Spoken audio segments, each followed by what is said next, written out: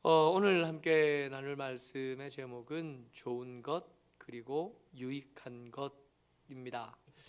말씀을 나누기 전에 이 빌립보서의 배경을 먼저 알아야 이 말씀이 이해가 됩니다. 빌립보서는 우리가 익히 잘 아는 것처럼 사도 바울이 로마 감옥에 갇혀서 쓴 편지입니다. 그러니까 사도 바울은 지금 로마의 감옥에 죄수의 신분으로 갇혀 있고요. 재판을 치르고 있는 중이고 그 재판의 결과에 따라 앞으로 그 인생이 어떻게 될 건지 기다리고 있는 중입니다. 혹은 사형이 될 거고요. 혹은 방면이 될 겁니다. 우리가 알고는 있어요. 사도 바울이 그 로마 감옥에서 한 2년쯤 갇혀 있다가 풀려난다는 걸 알고는 있습니다만은 편지를 쓸 당시에야 풀려나겠다 하는 기대를 가지고 있으나 그게 확신이 되기는 아직 어려운 상황인 거죠. 그때 쓴 편지입니다. 이 빌립보서가 쓰여진 배경에는 그가 유럽의 첫 번째 지방 빌립보에 세운 교회에서 에바브로디도가 도착했기 때문에 이 편지를 쓴 거예요. 에바브로디도가 명확하게 빌립보서에는 그 교회에 무슨 문제가 있었는지 명확하게 나오지는 않지만 빌립보 교회에 뭔가 문제가 있었고 이 문제에 대해서 사도 바울의 조언, 사도 바울의 도움을 얻기를 기대하면서 에바브로디도가 로마 감옥에 있는 바울에게까지 찾아온 겁니다. 기대하기는 지금 죄수로 있는 바울이 직접 빌립보로 오기는 쉽지 않죠. 바울이 못 오면 바울과 함께 있는 디모데라도 급하게 좀 와줬으면, 그래서 우리가 당한 문제들의 도움을 얻을 수 있었으면 좋겠고 그 문제가 해결될 수 있었으면 좋겠다 하는 기대를 빌립보 교회가 가지고 있는 겁니다. 사도 바울이 로마 감옥에 갇힐 때쯤 되면 노인입니다. 이때 평균 연령이 한 45세에서 50세 뭐 그쯤일 텐데 사도 바울이 처음 예수 믿은 나이가 30이 넘었잖아요. 그리고 한 20년 살다 죽으니까 이때쯤이면 벌써 시간이 많이 지난 거예요. 시간이 많이 지나서 50이 헐 넘은 나이가 된 겁니다. 다른 사람들은 얼반 다 죽어서 하나님 품으로 갈 때쯤 감옥에 있는 사도 바울이에요. 이런 사도 바울에게 디모데는 꼭 있어야 될 사람인 겁니다. 혼자 그 삶의 문제를 다 해결할 수 없는 노인이니까 옆에서 누군가 수종을 들어줘야 되고 누군가 수발을 좀 들어줘야 그 삶을 계속 이어갈 수 있는 사람인 거죠. 이런 형편을 모를 리 없는 빌립보 교회가 편지를 보내서 에바브로디도에게 가서 디모데를 좀 보내달라고 해라 한 거는 작은 문제는 아닌 거예요. 사도 바울은 갇혀 있고 교회에는 문제가 있고 그런 중에 사도 바울이 빌립보 교회에 보낸 편지에 사도 바울이 생각하고 있는 삶에 대한 이야기들을 전한 겁니다. 사도 바울은 내게는 좋은 것과 유익한 것이 있다는 거예요. 그의 삶에 나쁜 건 없습니다. 그의 삶에 나쁜 건 없고 좋거나 혹은 유익하거나 두 가지만 있는 거예요. 그리고 사도 바울이 생각하는 그 삶에 대한 이런 태도가 사도 바울에게만 있기를 바라는 게 아니라 이 편지를 읽는 빌립보 교회 성도들도 그렇게 될 수 있었으면 이라고 생각하는 겁니다. 사도 바울에게 있어서 좋은 일, 더 구체적으로 말하면 훨씬 더 좋은 일, 같이 읽어보죠. 23절입니다. 시작. 내가 그 둘 사이에 끼었으니 차라리 세상을 떠나서 그리스도와 함께 있는 것이 훨씬 더 좋은 일이라. 그렇게 하고 싶으나 사도 바울이 말하는 훨씬 더 좋은 일 뭐냐면 사도 바울이 예수님 만나고 난 뒤에 그 다메섹 가다가 예수님 만난 뒤에 그 삶에서 1순위는 예수님이신 거예요. 그가 그 삶에 가장 중요한 것, 그 삶에 가장 사랑하는 것, 그 삶의 최신부의 있는 건 예수 그리스도입니다. 그래서 사도 바울은 아는 거예요. 죽으면 그리스도 옆으로 갈 수 있다는 확신이 그에게 있습니다. 사도 바울에게 있어서 훨씬 더 좋은 일, 그러니까 좋은 일들 중에 최고로 좋은 일은 뭐냐 하면 예수님께 가는 거예요. 죽는 거. 이 땅에서 사는 게 그에게는 좋은 일이 아닙니다. 이 땅에서 떵떵거리고 살고, 이 땅에서 더 좋은 옷을 입고, 더 좋은 이부자리를 얻고, 더 좋은 거처를 얻고, 더 좋은 음식을 얻는 게 그게 나쁜 일은 아니지만 그게 가장 좋은 일은 될 수 없던 겁니다. 사도 바울에게 있어 훨씬 더 좋은 일, 그야말로 최상급의 좋은 일은 뭐냐 하면 그동안 그에게 쌓여있던 그 그리움이 해소가 되는 것. 예수님과 함께 있을 수 있다면, 예수님과 함께 있기 위해서 지나야 될 관문이 죽음이라면 그 죽음은 내게 좋은 일, 훨씬 더 좋은 일이 되는 거예요. 그리움을 더 이상 쌓아두지 않아도 되고, 그리움이 이제는 눈에 볼 수 있고 손으로 만질 수 있고 얼싸 안을 수 있고 그와 영원히 함께 있을 수 있게 되는 것, 그것을 위해서 지나야 되는 죽음이라면 그에게는 좋은 일인데, 그저 좋은 일이 아니라 훨씬 더 좋은 일.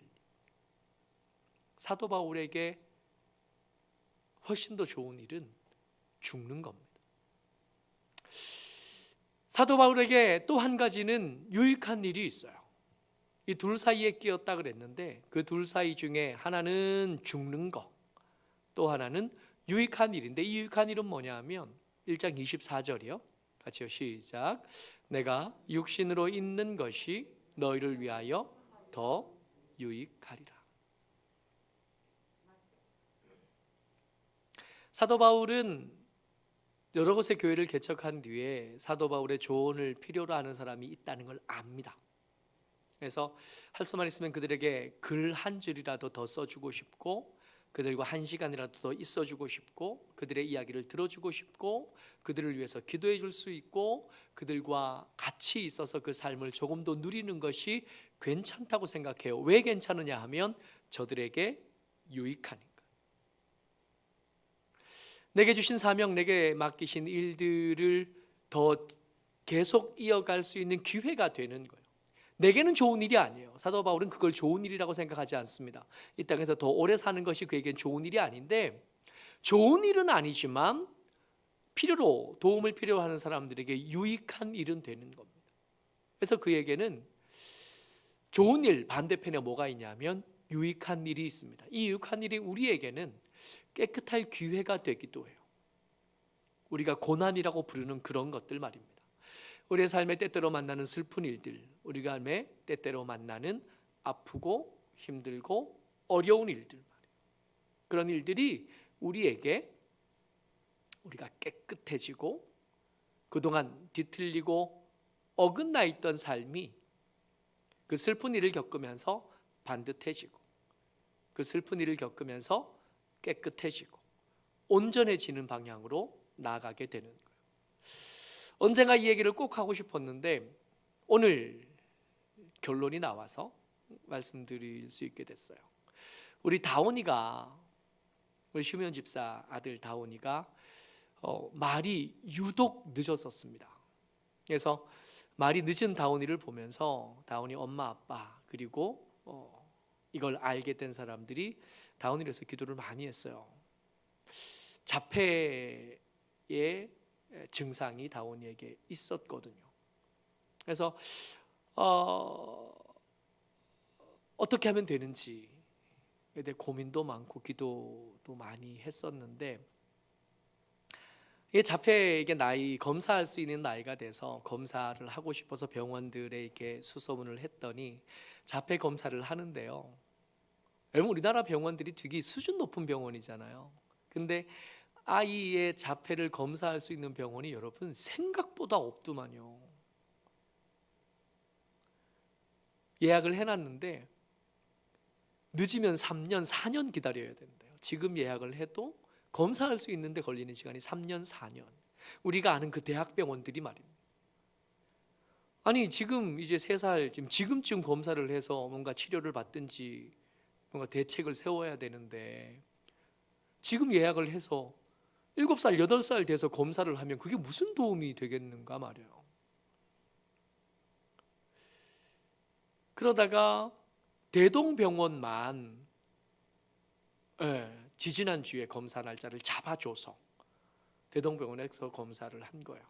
대동병원에 대한 인식이 제가 조그만 병원이 별로 좋지 않았는데 이번 일을 겪으면서 대동병원 되게 좋은 병원이다 하는 생각을 했어요.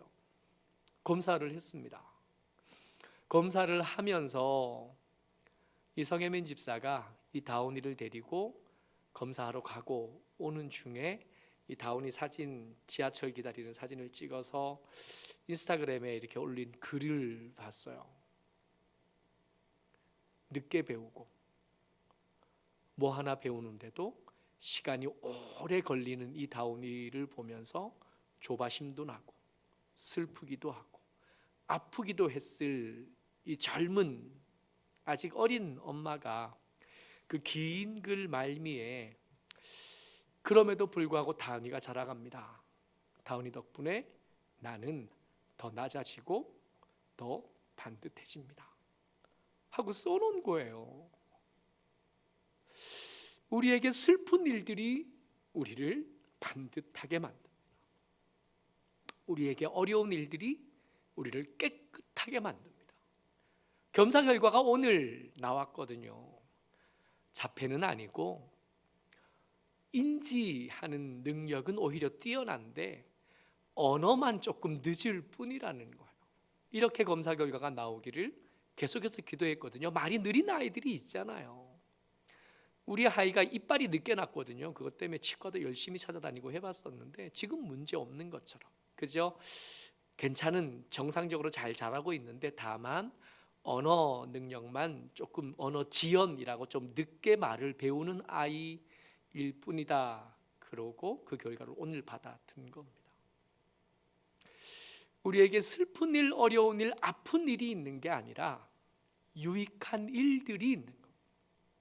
우리를 반듯하게 하고 혹은 힘들고 어려운 사람들을 든든하게 세워주는 데 쓰임받을 기회만 있는 거지 나쁜 일 따위는 예수 믿는 사람에게, 사도 바울에게는 없는 겁니다.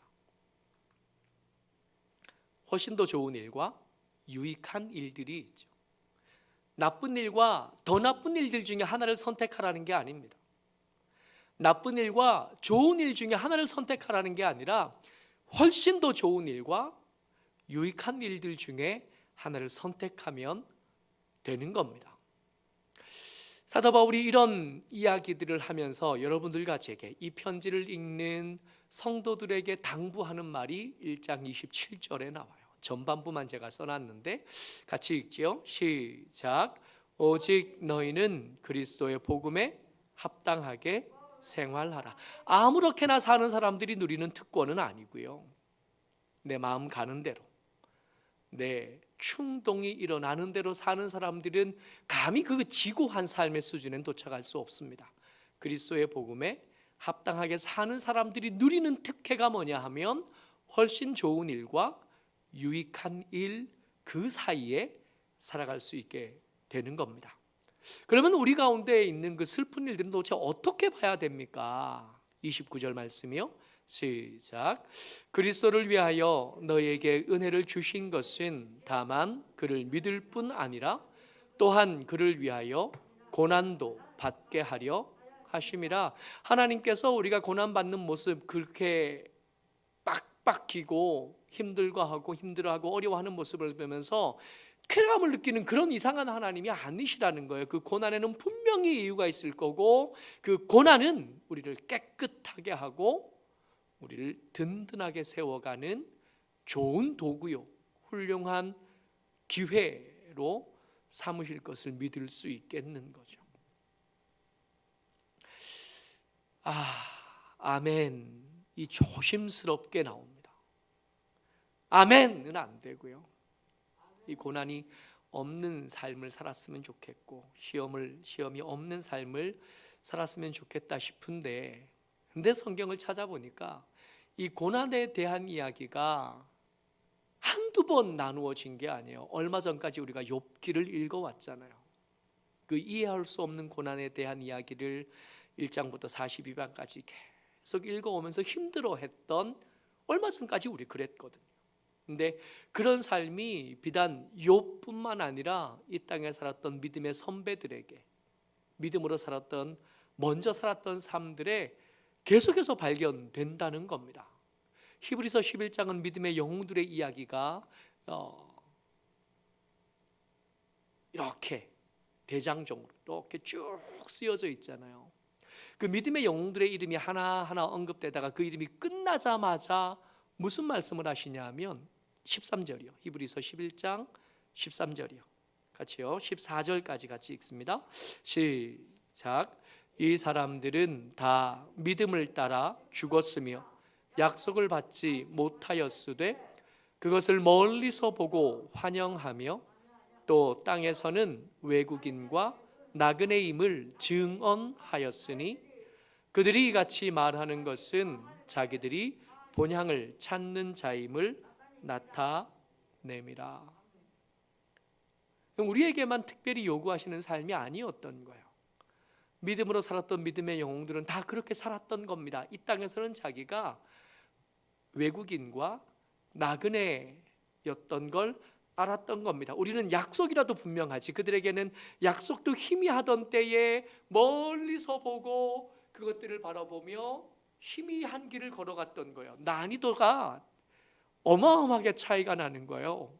오히려 그들은 우리가 살아갔던 삶을, 이렇게 이야기를 우리가 천국 가서 우리가 얼마나 힘들었는 줄 아냐고, 우리가 얼마나 고되고 얼마나 어렵고 얼마나 혼란한 가운데 믿음을 지켰는지 아냐고 이렇게 이야기를 이렇게 내놓으면 그분들은 야 라떼는 그러실 거라는 거예요.